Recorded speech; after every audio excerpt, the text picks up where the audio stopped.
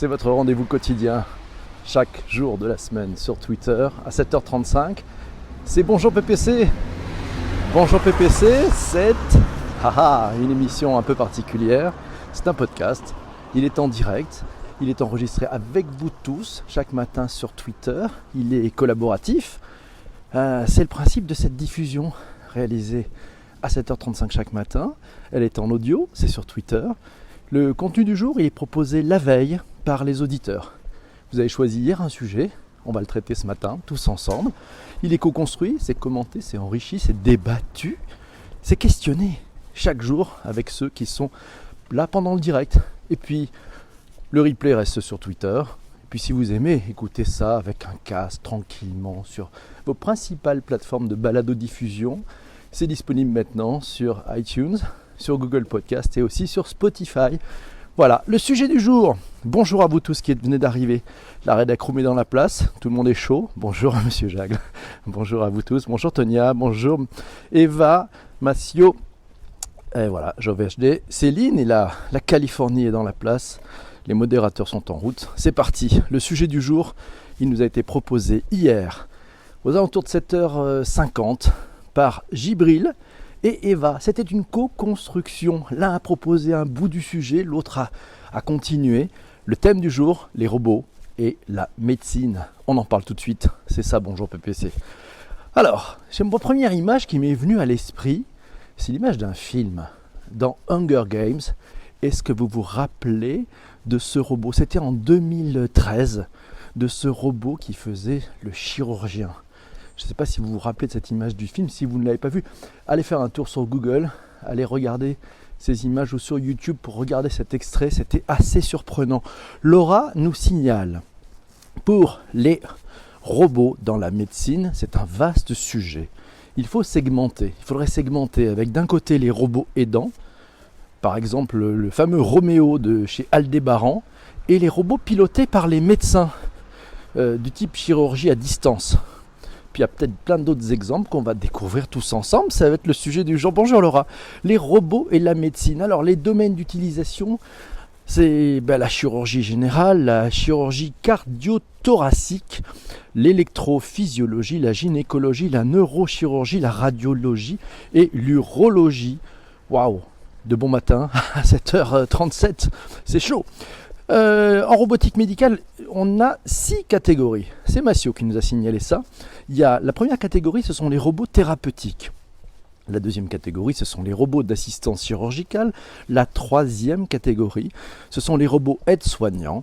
La quatrième, ce sont les microbots magnétiques. Ce sont des groupes de petits robots utilisés dans diverses opérations qui permettent par exemple la suppression de la plaque. Voilà, la suppression de cette fameuse plaque des artères d'un patient ou qui aide contre des affections oculaires. La cinquième catégorie, ce sont les robots de téléprésence et la sixième, ce sont les robots patients.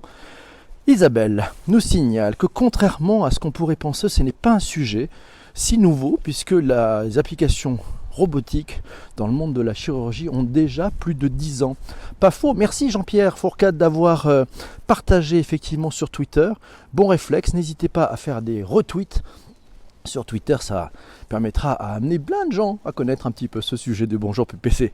Alors, Isabelle nous dit que c'est pas nouveau, Eva nous dit que les étudiants de mécatronique et robotique travaillent en collaboration avec les hôpitaux. Il y a un gros sujet sur les robots. Et la médecine, effectivement, tous ces étudiants, ces ingénieurs qui bossent d'arrache-pied pour amener des nouveaux outils à nos praticiens préférés. Isabelle, des robots pour les chirurgiens et l'hypnose sur la table d'opération pour les patients. Un article à lire dans pourquoidocteur.fr. Ouais, effectivement, ça sort un tout petit peu du sujet, mais ça montre comment la salle d'opération se digitalise. Massio, la médecine du futur se caractérise par le mariage des robots rigides, les déformables, flexibles et mobiles et les robots mous. Eh oui, les robots mous, ils représentent un avantage non négligeable par rapport à leurs grands frères, les robots rigides. C'est-à-dire que c'est leur flexibilité qui devient un avantage concurrentiel. Le développement des structures robotiques molles a pris de l'ampleur ces dernières années, tant les applications sont nombreuses et les espoirs qu'elles nourrissent sont grandes. Oui, par exemple un robot mou pour visiter le corps humain. On parlera tout à l'heure de ces algues qui permettent aussi d'amener des médicaments au bon endroit. Mathieu, toujours, quel est le futur de la robotique médicale? Ah ben forcément, il y aura de l'intelligence artificielle. Et oui, la médecine, c'est l'ère de l'intelligence artificielle et des robots. On va avoir bien sûr du deep learning, le fameux deep learning. On en fera peut-être un sujet, ça, ce deep learning, un de ces quatre, dans Bonjour PPC. Le deep learning et la robotique, ça ouvre une nouvelle ère pour la médecine. Yes, l'intelligence va révolutionner le diagnostic médical, les robots, la prise en charge et l'opération des patients. Rappelez-vous, en 2017, Laurent Alexandre est intervenu, je crois que c'était à l'Assemblée, et il a fait tout un speech sur le futur avec l'intelligence artificielle et a démontré que les radiologues pourraient être disruptés par l'intelligence artificielle, puisque l'intelligence artificielle arrive à lire de façon beaucoup plus efficace ce qui se passe sur des radios. Oui, l'IA et la médecine vont devoir faire bon ménage ou sinon ça va barder. On va en parler tout à l'heure. Il y a eu quelques échecs d'ailleurs liés à les technologies qui ont essayé de rentrer dans la médecine et avec des blocages. On va en parler tout à l'heure. JP Blog Techno, merci Delphine pour avoir partagé sur Twitter. Oui, vous êtes nombreux ce matin, c'est bien mes amis. Si vous ne connaissez pas Bonjour PPC, n'oubliez pas de vous abonner sur Twitter. Et on se retrouvera demain matin. 4 lettres nous signalent. Il y a aussi l'impression 3D qui permet aux chirurgiens de voir et mieux appréhender l'opération avec de la réalité augmentée également. Exactement, JP Blog Techno nous dit aujourd'hui de plus en plus d'interventions sont pratiquées, merci Chénard, merci Laura, sont pratiquées avec des robots chirurgicaux, avec des outils qui permettent par leurs gestes des opérations extrêmement précises. Et sûrement plus précises que un être humain qui pouvait être un peu fatigué. C'est quand même pas mal. Patrick nous dit, tout le monde connaît Siri, l'intelligence artificielle disponible sur iPhone. Yes! On ne rattrape pas le keynote cet après-midi d'ailleurs de chez Apple. Désormais, vous allez découvrir MedWatt. C'est l'intelligence artificielle développée par les médecins de l'université californienne de Stanford. C'est disponible sur Internet. Ça répond à toutes les questions portant sur la santé des utilisateurs via un robot conversationnel, un chatbot. Yes! Once again, Eva nous a sorti un article de médecine et robotique sur les exosquelettes et les soignants. Le titre est Les exosquelettes et les soignants, quel avenir? L'exosquelette d'assistance. Alors, il y a deux types d'exosquelettes. Il y a l'exosquelette d'assistance. C'est une assistance à l'effort. Ça permet au patient d'exécuter des mouvements qu'il n'est plus ou pas capable de réaliser tout seul. Voilà, de produire tout seul. En fait, ces robots d'assistance permettent un regain d'économie à la personne qui est dite à mobilité réduite. C'est pas mal pour faire de la rééducation aussi. Et puis on a l'exosquelette amplificateur de force. Alors celui-ci il a pour objectif de faciliter les mouvements en ajoutant la force de déclencheurs électriques, pneumatiques ou hydrauliques. Il peut ainsi réduire les troubles musculo-squelettiques causés par l'effort prolongé et les mauvaises postures. Ça permet de diminuer la tension musculaire et articulaire. Vous êtes en grande forme ce matin.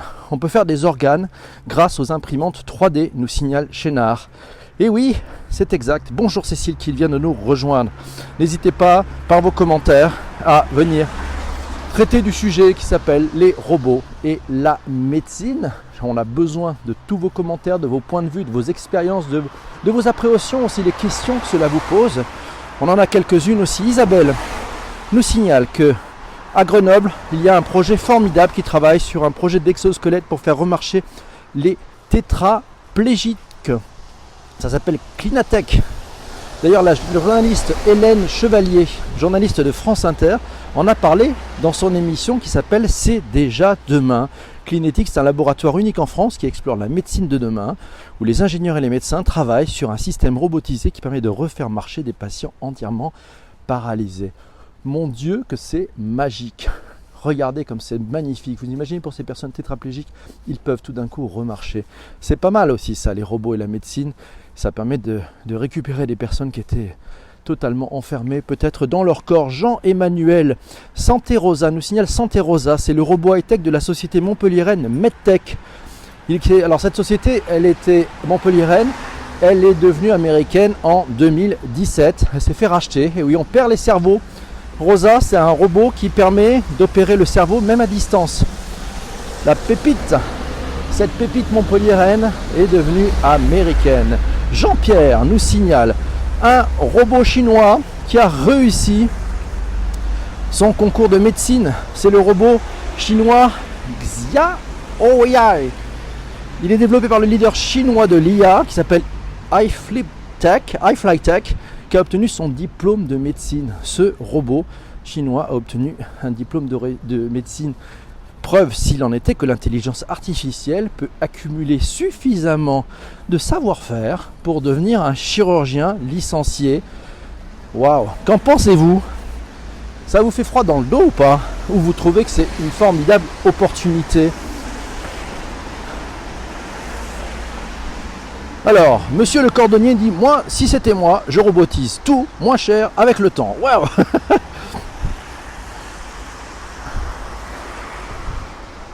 Alors, il nous signale pourquoi? Parce que les employés coûtent cher. Oui, mais bon, il va falloir du monde pour les réparer, ces robots. Alors, on pourrait dire, on va créer des robots qui vont réparer les robots. Mais bon, ça c'est... Alors, Cécile nous dit, ce qui pose question, où doit-on s'arrêter? L'humain augmenté, ça peut tout changer. Ouais. Et Eva, dans ma cuisine, nous dit, oui, répond à Cécile, oui, il va falloir tout protéger juridiquement. Laura nous signale que ouais, ça fait un peu peur, ça fait peur. Chénard nous dit, ça fait un peu peur, cette histoire. Ouais, où va-t-on mettre la barre? À quel endroit allons-nous nous arrêter?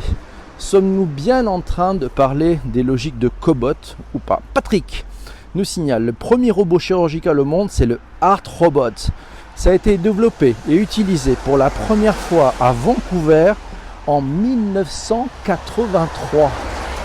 Waouh, ça fait quand même un bail. Ça fait 35 ans, mes amis. C'est ça, ça fait 35 ans, ouais.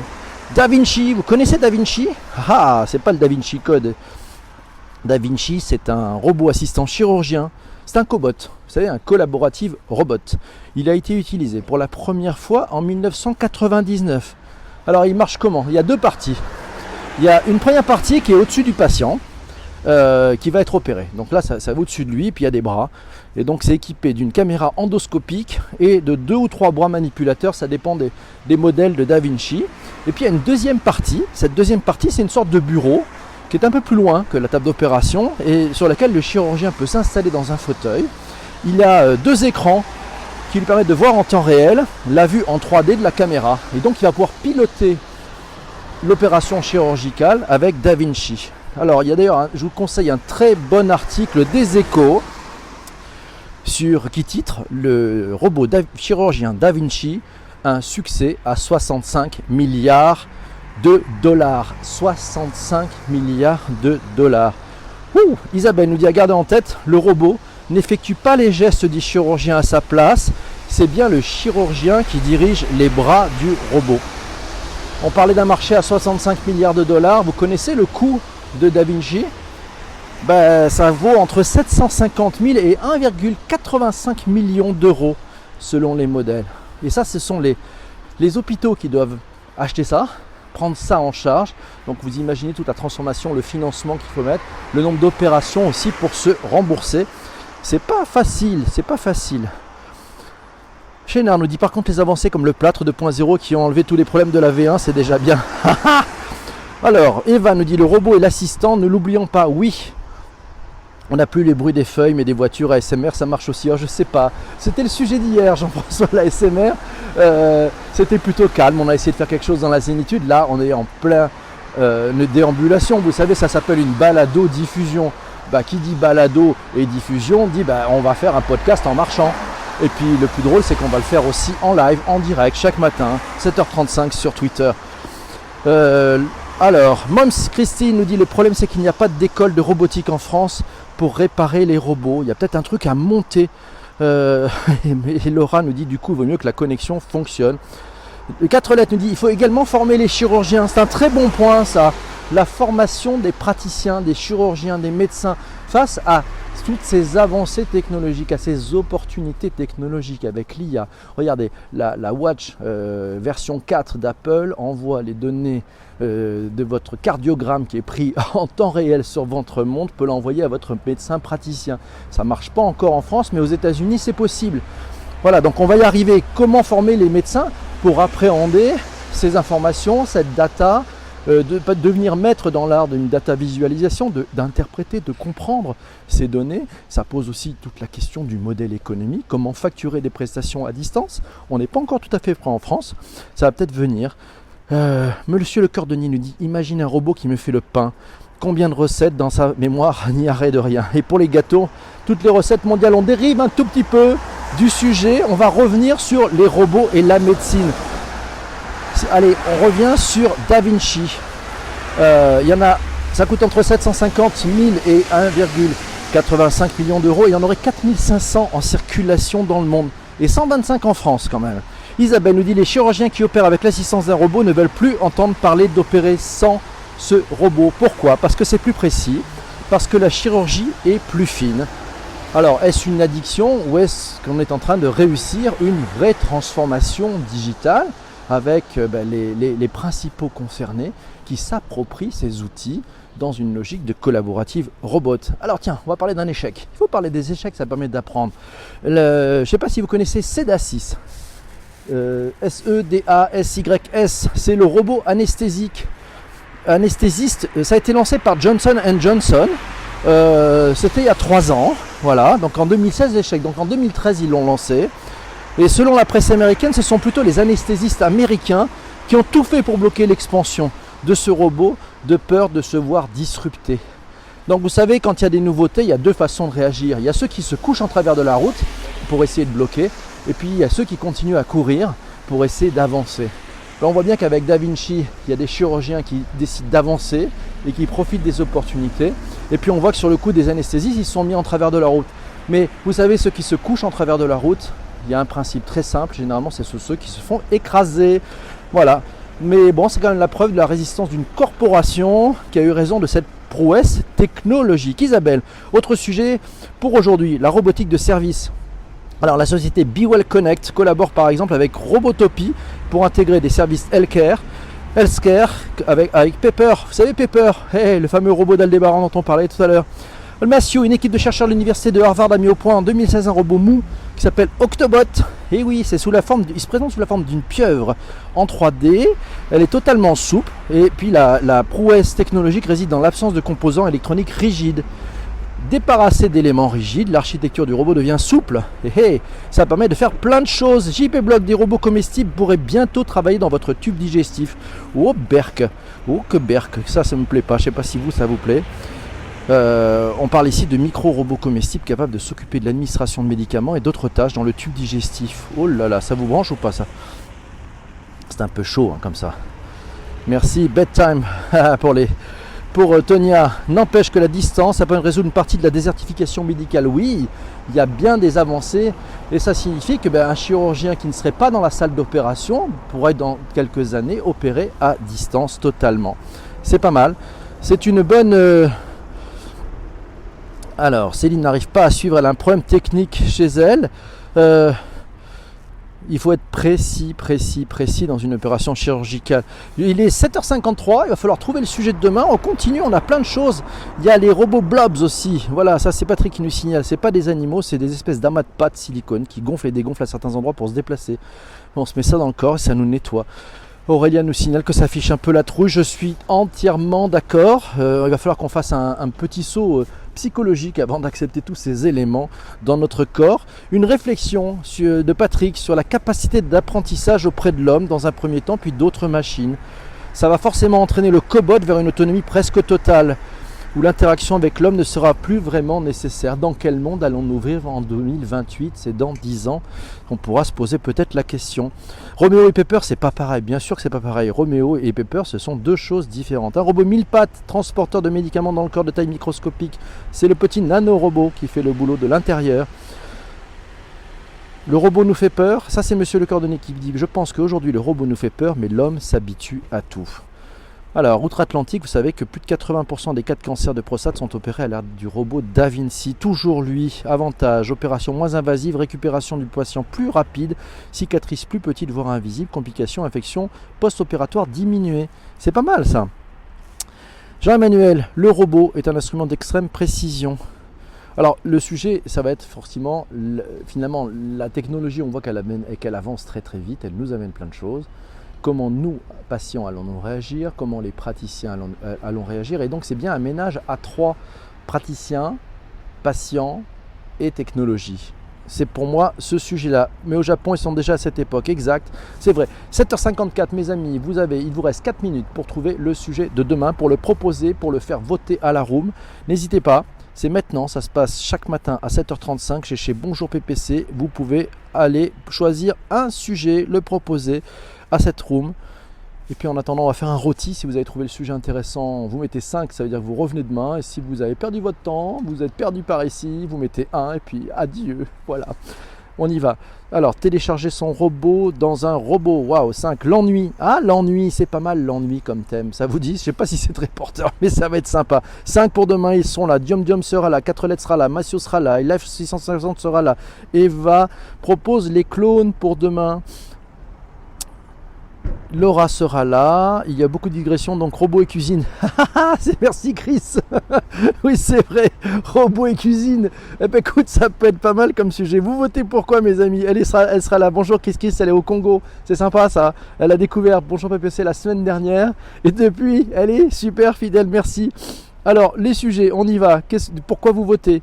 Je reprends un petit peu la liste des sujets du jour et on avait du stock aussi, mais je pense qu'on va être sur les sujets du jour. Alors, il y avait l'ennui. L'ennui, c'est pas mal comme sujet, c'est chaud. Hein.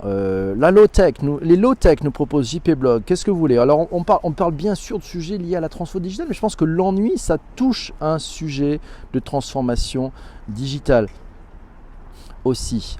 Alors, robot et cuisine, ça c'est Chris qui nous propose ça. On a les clones par Eva, on a le low-tech ou on a l'ennui. Allez, on y va, c'est vous qui votez. Je vois, il vous reste 2 minutes. C'est vous qui votez. Et puis réglez toutes vos montres pour demain matin 7h35, on parlera du sujet du jour. C'est le digital qui a rempli. Alors j'ai pas vu ton sujet, monsieur le cordonnier, tu peux le remettre. Le voter n'est pas excitant mais lobotomisant. Mon Dieu, ça c'est de la punchline. J'ai pas lu ton sujet, je reviens, je remonte, tu sais, il me reste plein de trucs à remonter, il pleut, j'ai les doigts trempés. Moi j'ai un sujet. Alors mais c'est quoi le sujet? J'ai pas vu le sujet, j'ai pas vu le commentaire sur le sujet, notre ami. Si tu peux le remettre le petit texte, ça serait pas mal. J'ai le smartphone qui est sous l'eau, tellement il pleut ici, et le digital a remplacé l'ennui. Alors, on y va.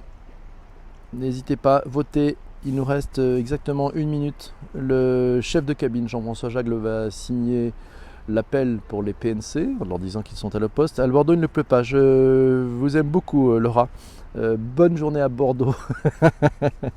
L'ennui et le digital. Allez, c'est parti. C'est l'ennui. Allez, c'est gagné. Bonjour Baz, ça va? Alors on a choisi comme sujet demain l'ennui et le digital. Ouais, c'est pas mal de mettre en comparaison les deux. Qu'est-ce que t'en penses, Laura? L'ennui et le digital. C'est parti, c'est Laura qui a gagné, les amis.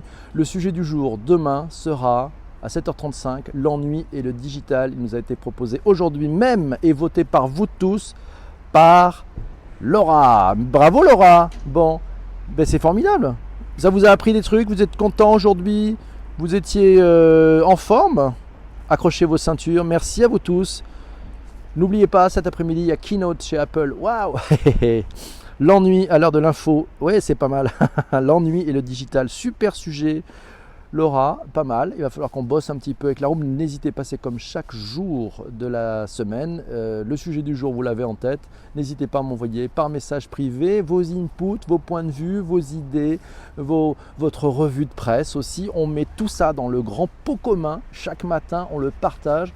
Et ce qui fait une belle bulle, une belle chose. Et c'est pas une bulle internet, non, c'est une belle information. Vous avez une revue de presse et une revue sur la technologie, sur la transformation digitale. En quelques minutes, vous devenez des experts sur un sujet. Et oui, et c'est des beaux échanges. Merci Eva qui nous dit chaque jour j'apprends. Et quels beaux échanges, ouais. À demain les amis, vers la fin, mais j'ai aimé. Merci monsieur le cordonnier, rendez-vous demain matin, n'hésitez pas, vous pouvez vous abonner sur mon compte et on se retrouve demain. Je vous souhaite une très très belle journée, soyez heureux, prenez soin de vous, prenez soin des vôtres et si vous êtes en vacances, profitez-en et si vous bossez, profitez-en aussi. Ciao, salut, bye bye.